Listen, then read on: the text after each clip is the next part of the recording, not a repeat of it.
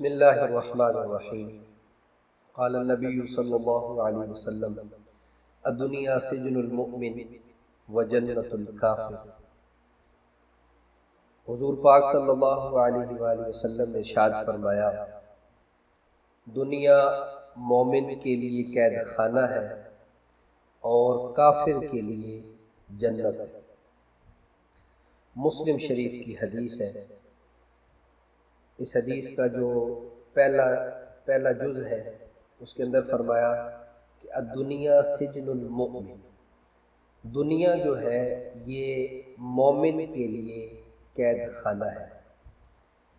تو اس کا مطلب یہ نہیں ہے کہ جیسے آدمی کسی نے کوئی جرم کیا ہو تو وہ جیل میں جاتا ہے تو وہ اس کے لیے قید خانہ ہوتا ہے، اس کا یہ مطلب نہیں ہے، بلکہ یہ جو فرمایا کہ دنیا مومن کے لیے قید خانہ ہے، اس کا مطلب یہ ہے کہ جو مومن ہوتا ہے، جو اللہ پر ایمان جس نے لایا ہوا ہوتا ہے، وہ دنیا کے اندر کوئی کام کرنے سے پہلے یہ سوچتا ہے کہ اس کام کے کرنے میں میری اللہ تعالیٰ کی خوشی ہے یا ناراضگی ہے۔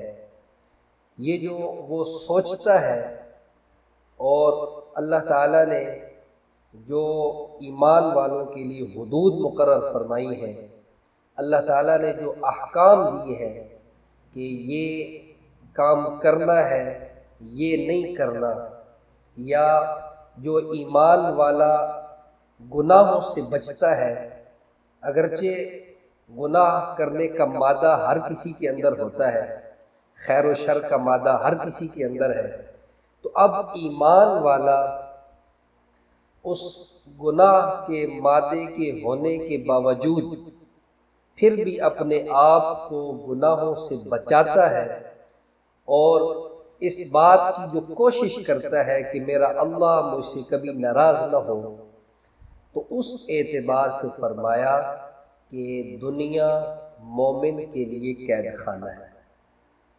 آخرت کی نعمتوں کے مقابلے میں، جنت کی نعمتوں کے مقابلے میں ایمان والے کے لیے دنیا قید خانہ ہے۔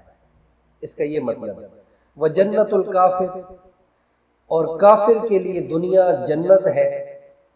اس کا مطلب یہ ہے کہ جو کافر ہوتا ہے وہ کوئی کام کرنے سے پہلے کچھ بھی نہیں سوچتا، اللہ تعالیٰ کو تو وہ مانتا ہی نہیں ہے، اور جو اس کے ذہن میں آتا ہے برائیاں کرتا رہتا ہے۔ تو چونکہ اس کے اعمال خراب ہوتے ہیں، عقائد اس کے خراب ہوتے ہیں، اس اعتبار سے آخرت میں اس کو عذاب ملے گا، تو آخرت کے عذاب کے اعتبار سے، آخرت کے عذاب کے مقابلے میں کافر کے لیے دنیا جنت ہے۔ اس حدیث شریف کا یہ مطلب ہے۔ اور دنیا جب سے اللہ تعالیٰ نے بنائی ہے، اللہ تعالیٰ نے ایک مرتبہ بھی رحمت کی نظر سے دنیا کو نہیں دیکھا۔ دنیا مچھر کا پر ہے، مکڑی کا جالا ہے۔ اللہ تعالیٰ اپنے قرآن مجید کے اندر ارشاد فرماتے ہیں وَمَا الْحَيَاةُ الدُّنْيَا إِلَّا مَتَاعُ الْغُرُورِ، کہ دنیا کی جو زندگی ہے، فرمایا یہ دھوکے کا گھر ہے، دھوکے کا سامان ہے۔ تو اس آیت میں اگر تھوڑا سا ہم غور کریں تو اللہ تعالیٰ نے دنیا کو متاع کہا ہے، قرآن مجید کے اندر بھی متاع کہا ہے، احادیث مبارکہ کے اندر آپ صلی اللہ علیہ وسلم نے بھی دنیا کو متاع کہا ہے، الدنیا کلھا متاع۔ اب متاع کا اکثر یہی معنی کیا جاتا ہے دنیا کا سامان ہے، یا دنیا کا دھوکہ ہے، یا دنیا کا سودا ہے۔ علامہ اصمعی رحمہ اللہ فرماتے ہیں کہ میں نے یہ سوچا کہ اللہ تعالیٰ نے قرآن مجید کے اندر دنیا کو متاع کہہ کر ارشاد فرمایا ہے، تو متاع کا اصل کیا معنی ہے، اس کی میں نے تحقیق کرنا شروع کی۔ کیونکہ عربی جو زبان ہے یہ بڑی وسیع زبان ہے، تو فرماتے ہیں میں نے دیہاتوں میں سفر کیا، عرب کی جو دیہات تھے نا اس طرف میں نے سفر کیا، کیونکہ شہروں کے اندر جو بھی زبان بولی جاتی ہے اس میں اور زبانوں کی ملاوٹ ہوتی ہے، لیکن دیہاتوں کے اندر جو بھی زبان بولی جاتی ہے خالص وہی زبان بولی جاتی ہے۔ تو علامہ اصمعی رحمہ اللہ فرماتے ہیں میں عرب کے دیہاتوں میں گیا تاکہ مجھے متاع کا معنی پتہ چلے۔ تو وہ فرماتے ہیں میں ایک جگہ بیٹھا ہوا تھا تو ایک چھوٹی سی بچی برتن دھو رہی تھی، تو اس کو کسی نے بلایا، تو وہ ادھر جب گئی تو وہاں پر برتن پڑے تھے اور صابن پڑا تھا اور کپڑے کا ایک چھوٹا سا ٹکڑا پڑا تھا جس کے ساتھ اکثر عورتیں صابن لگا کر وہ پھر برتن کو اس کپڑے سے صابن لگاتی ہیں، تو وہ یہ چیزیں پڑی تھی۔ تو جب وہ بچی کہیں کام سے گئی تو پیچھے سے ایک کتا آیا اور وہ جو کپڑے کا ٹکڑا تھا جس کے ساتھ صابن لگا ہوا تھا، وہ کیونکہ اس کے ساتھ چکنائی بھی تھی کیونکہ وہ بچی برتن دھو رہی تھی، تو وہ کتا وہ جو کپڑا تھا چھوٹا سا وہ اس کو اٹھا کر بھاگ گیا۔ تو جب بچی واپس آئی تو اس نے دیکھا کہ وہ کپڑے کا ٹکڑا نہیں ہے جس سے وہ برتنوں کو صابن لگا رہی تھی، تو اس نے اپنی ماں سے کہا کہ یا امی جاء الکلب اخذ المتاع وتبارک الجبل، کہ اے میری ماں کتا آیا، اس نے متاع کو اٹھایا اور پہاڑ پر چڑھ گیا۔ علامہ اصمعی رحمہ اللہ فرماتے ہیں مجھے اس دن متاع کا معنی پتہ چلا کہ اللہ تعالیٰ نے دنیا کو جو متاع کہا ہے تو متاع کا معنی جو عورتیں برتن دھوتے وقت جو ردی کپڑا ہوتا ہے وہ جو استعمال کرتی ہیں برتنوں کی دھلائی میں، اس کپڑے کو متاع کے ساتھ تعبیر، اس کپڑے کو متاع، دنیا کی کوئی اللہ تعالیٰ کی حیثیت نہیں۔ تو دوستو لیکن اگر دنیا کی محبت دل کے اندر آ جائے تو فرمایا یہ سارے گناہوں کی بنیاد ہے۔ دنیا کی محبت کسی کے دل میں آ جائے تو یہ سارے گناہوں کی بنیاد ہے۔ حضور پاک صلی اللہ علیہ وسلم نے ارشاد فرمایا حب الدنیا رأس کل خطیئہ، دنیا کی محبت یہ تمام خطاؤں کی جڑ ہے۔ دنیا کے اندر جتنے گناہ ہو رہے ہیں، جتنی نافرمانیاں ہو رہی ہیں، پیچھے اگر وجہ دیکھیں گے تو دنیا کی محبت ہے۔ مثال کے طور پر چور چوری کرتا ہے تو اب چوری کرنے سے مقصد کیا ہے؟ اسے مال حاصل ہو جائے، اور مال اس طریقے سے حاصل کرنا دنیا کی محبت کی علامت ہے۔ کوئی بدکاری کرتا ہے تو مقصد اس کا ہوتا ہے دنیا کی لذتوں سے فائدہ اٹھانا۔ کوئی کسی کا حق مارتا ہے تو اس کا بھی یہی مقصد ہوتا ہے کہ میرے پاس مال زیادہ آ جائے گا، میرے پاس جائیداد زیادہ آ جائے گی، تو یہ بھی دنیا کی محبت کی علامت ہے۔ آپ جو گناہ اٹھا لیجئے اس کے پیچھے وجہ یہی ہوگی کہ دل کے اندر دنیا کی محبت موجود ہے۔ تو دنیا کی محبت یہ تمام گناہوں کی جڑ ہے۔ جس بندے میں دنیا کی محبت ہوتی ہے وہ حلال حرام کی کوئی تمیز نہیں کرتا، حلال حرام اس کے لیے برابر ہوتا ہے۔ وجہ کیا ہے؟ پیچھے دنیا کی محبت۔ حضور پاک صلی اللہ علیہ وسلم نے دنیا کی محبت کو نکالنے میں آپ صلی اللہ علیہ وسلم نے صحابہ کرام رضوان اللہ تعالی علیہم اجمعین پر بڑی محنت فرمائی، بڑی محنت کی۔ تو اب یہ بڑی ایک نازک سی بات ہے کہ دنیا کے بغیر ہمارا گزارا بھی نہیں، ہر وقت ہمیں دنیا کی چیزوں کی ضرورت ہے، اس کے بغیر ہمارا ہماری ضروریات پوری نہیں ہو سکتی۔ جیسے مثال کے طور پر جب آدمی کو بھوک لگتی ہے تو کھانے کی ضرورت ہے، پیاس لگتی ہے تو پانی کی ضرورت ہے، اسی طرح کپڑوں کی ضرورت ہے، گھر کی ضرورت ہے، سفر کرنا ہے، سواری کی ضرورت ہے، اور اسی طرح جو بھی ضروریات ہیں واسطہ دنیا کے ساتھ پڑتا رہتا ہے۔ تو پھر یہ سوال پیدا ہوتا ہے کہ ہر وقت جب دنیا کی ضرورت ہے تو پھر دنیا کی محبت سے کیسے بچا جا سکتا ہے؟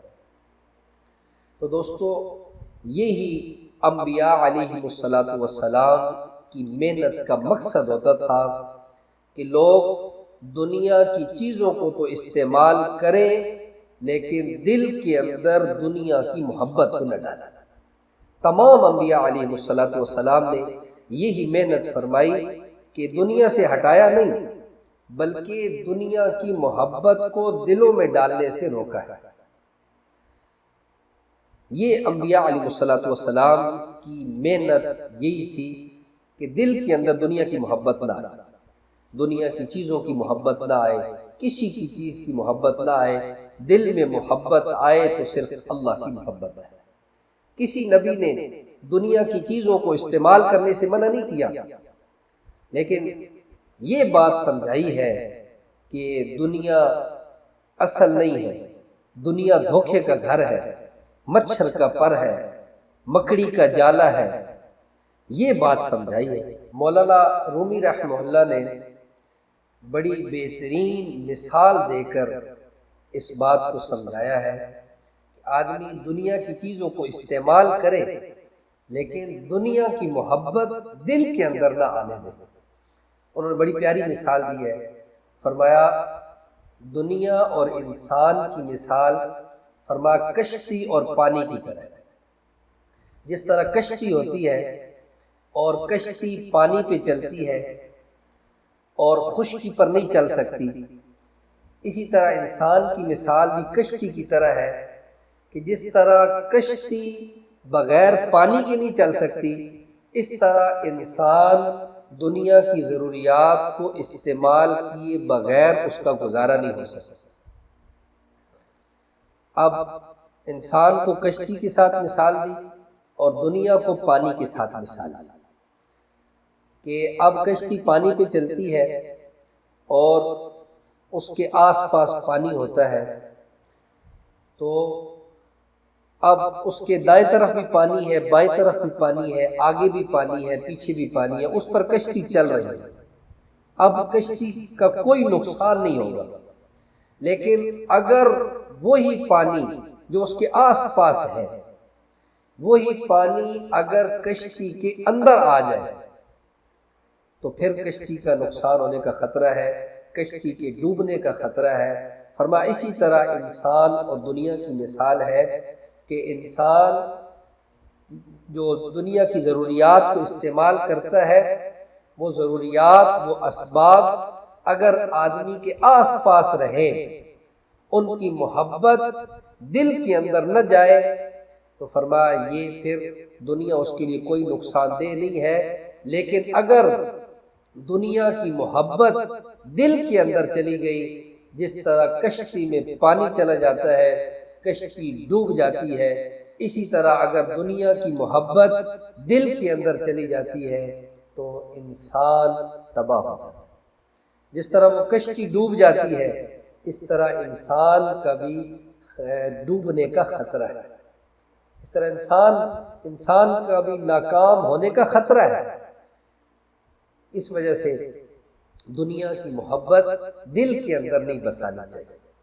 اور حضرت شیخ مفتی تقی عثمانی صاحب دامت برکاتہ نے بھی بڑی پیاری مثال دی ہے، فرمایا جیسے آدمی ایک اپنا گھر بناتا ہے اور خوبصورت گھر بناتا ہے، اس میں کمرہ ہوتا ہے آرام کے لیے، ڈرائنگ روم ہوتا ہے جہاں پر مہمان آتے جاتے ہیں، اسی طرح کچن ہوتا ہے جہاں پر کھانا پکانا ہوتا ہے۔ تو اسی طرح جیسے فرمایا کہ گھر کے اندر آدمی بیت الخلاء بناتا ہے، بیت الخلاء جیسے بناتا ہے، تو اب بیت الخلاء کے بغیر گھر نامکمل ہوتا ہے۔ آدمی خوبصورت سے خوبصورت گھر بنا لے لیکن اس کے اندر باتھ روم نہ ہو تو اب گھر وہ نامکمل ہی ہوتا ہے، تو اب اس کو بیت الخلاء گھر میں بنانا پڑتا ہے، وہ ہر کسی کی ضرورت ہے۔ تو فرمایا کہ جیسے آدمی بیت الخلاء ضرورت کی وجہ سے استعمال کرتا ہے، اس بیت الخلاء کی محبت دل میں نہیں ڈالتا، ہر وقت اس کے بارے میں سوچتا نہیں ہے، ہر وقت اس کے پیچھے نہیں پڑا رہتا، فرمایا جس طرح گھر کی ضرورت بیت الخلاء ہے اور بیت الخلاء کے بارے میں آدمی کو اتنی سوچتا نہیں ہے، اس کی محبت دل کے اندر نہیں ڈالتا، فرمایا اسی طرح جس طرح اس کو استعمال کرنا انسان کی ضرورت ہے، اس کے بغیر گزارا نہیں ہو سکتا، اس طرح دنیا کو استعمال کرنا اس کی ضرورت ہے، اس درجے میں دنیا کو استعمال، اس درجے میں دنیا کو استعمال۔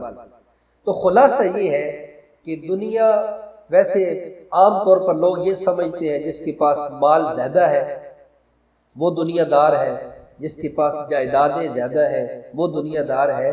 نہیں دوستو، دنیا دار وہ ہے، دنیا دار وہ ہے، یہ ہم عام الفاظ استعمال کرتے ہیں، فلاں دنیا دار ہے، فلاں دیندار ہے، تو ہر چیز کی علامت ہوتی ہے، علامت سے وہ بندہ پہچانا جاتا ہے کہ یہ بندہ دنیا دار ہے یا دیندار ہے۔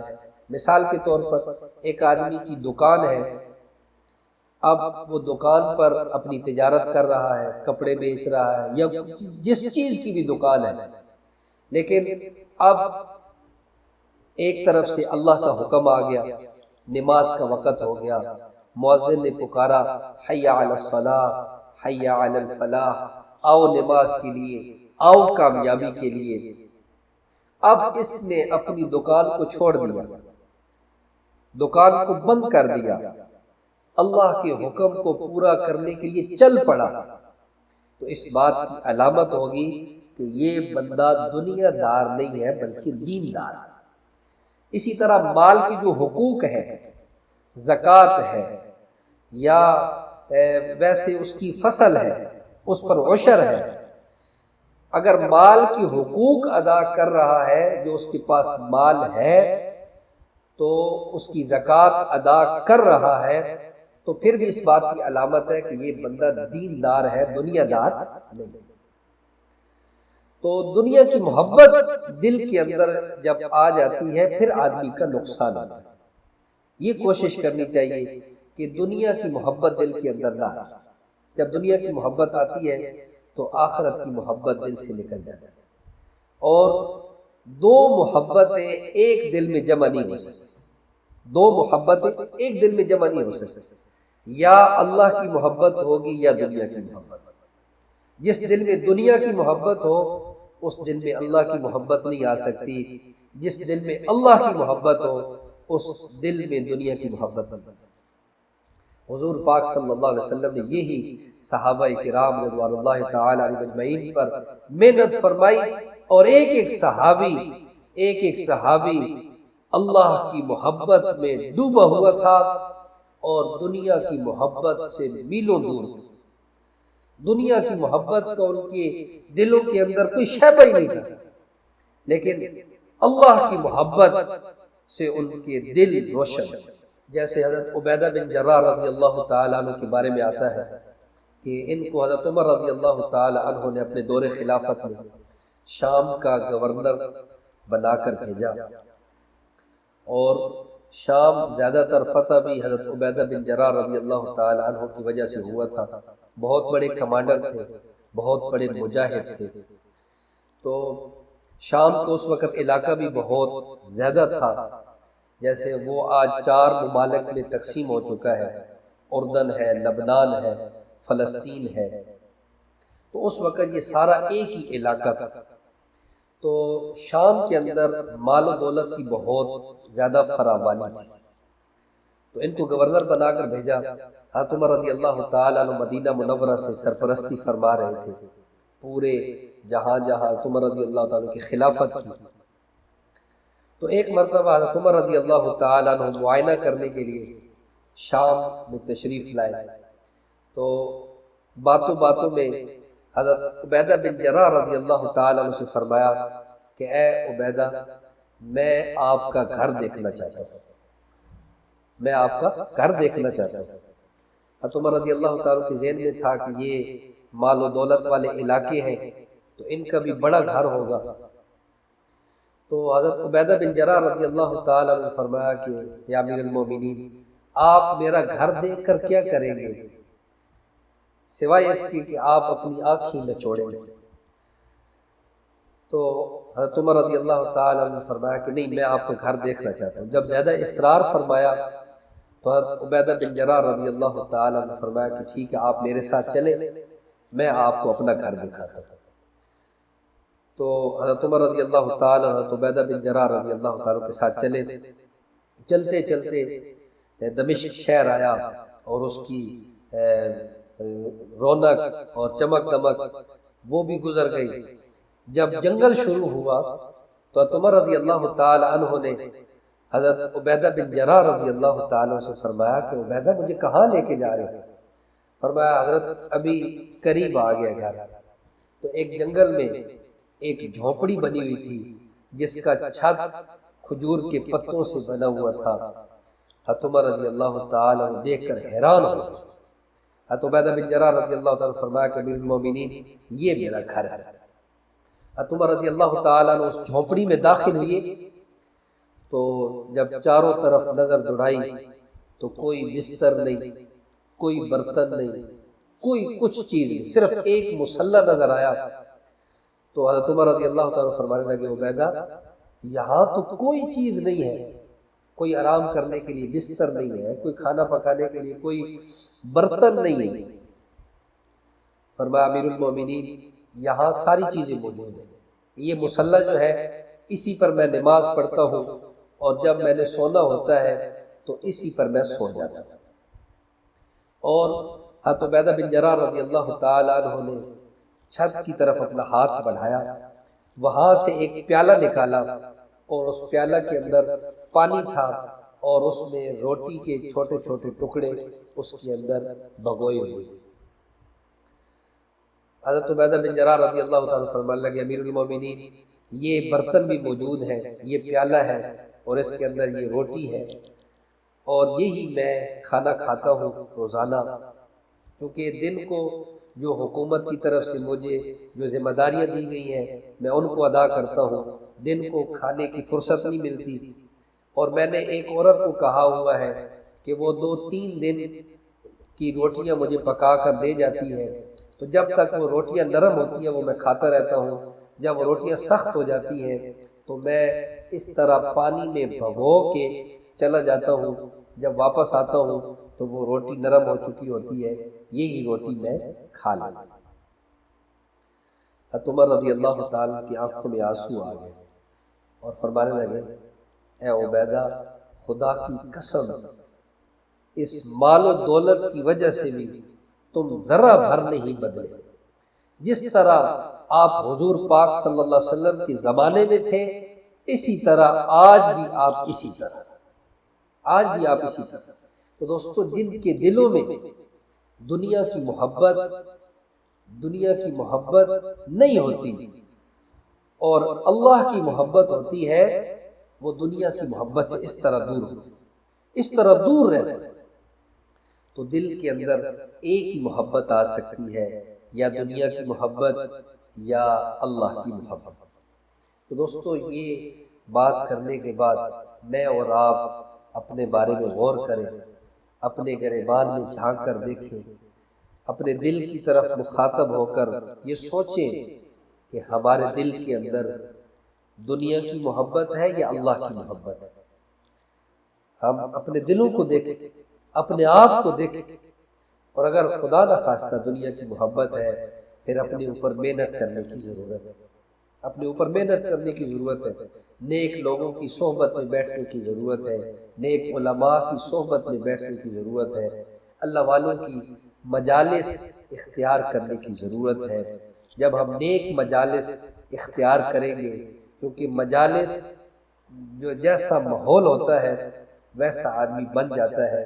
اگر ہم نیک مجالس میں بیٹھیں گے، نیک مجالس اختیار کریں گے تو ہم خود بخود نیکی والے راستے پر چلنا شروع کر دیں گے.